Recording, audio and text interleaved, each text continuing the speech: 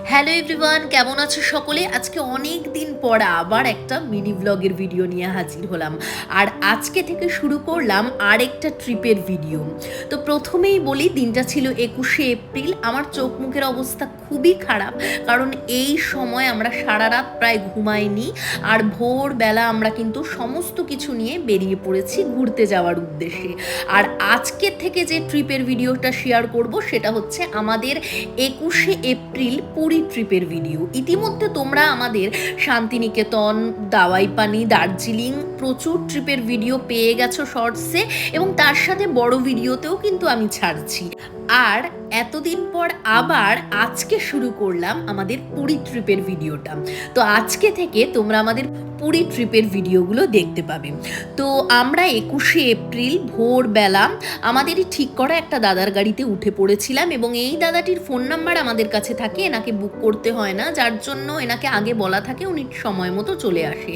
পৌঁছে গেলাম সময় মতো ভোরবেলা হাওড়া স্টেশনে। যেহেতু আমাদের লাগেজ ছিল, আমরা কোনো কুলিকে ডাকিনি, কিন্তু আমরা এই গাড়িটায় উঠে পড়েছিলাম যাতে আমরা খুব সেফলি পুরো স্টেশনে আমাদের ট্রেনের যেখানে কামরা সেখানে উঠে যেতে পেরেছি।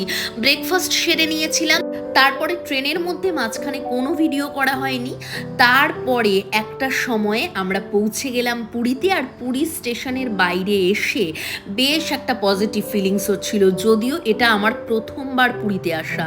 তবে হ্যাঁ, এখানকার অটোওয়ালাদের বিহেভিয়ার একটু খিটখিটে, তবে তাদের সাথে যদি একটু কড়া করে কথা বলা যায়, তারা কিন্তু আবার ভালো করে কথা বলে। এখানে দেখো রাস্তাঘাটগুলো দেখে আমি তো অবাক, পুরো ভাইজ্যাকের মতো রাস্তাঘাট, আর ভাইবসটাও ভাইজ্যাকের মতো।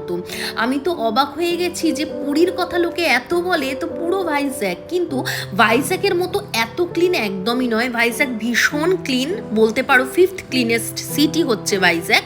তো সেখানে তো আমার 3 বছর থাকা হয়েছে, ওটার প্রতি ভালো লাগা একটা অন্যরকম। তারপরে দেখো আমরা কিন্তু এখানে আমাদের হোটেলটায় পৌঁছে গিয়ে লাগেজ রেখে একটা সময় বেরিয়ে এলাম, পরে তোমাদের সাথে হোটেলের রিভিউটা দেব। তো যাই হোক, আমাদের এই হোটেলটা কিন্তু একটু ভেতর দিকে, সেখান থেকে আমরা বেরিয়ে এসেছি আবারও একটু সমুদ্রের দিকে যাব বলে। আমরা কিন্তু পায়ে হেঁটেই সমুদ্রের দিকে চলে এলাম। আর সত্যি কথা বলতে কেন এলাম জানো? কারণ সমুদ্রে এসছি, এসেই সমুদ্রের সাথে দেখা না করে আমরা ওখানে ঘরে বসে রেস্ট নেব বা রুমে বসে রেস্ট নেব, সেটা তো হতেই পারে না। তাই আমরা ট্রেনের জামা কাপড়েই কিন্তু কোনো রকম ফ্রেশ না হয়ে একেবারে সমুদ্রের হাওয়া দিয়েই ফ্রেশ হতে চলে এলাম।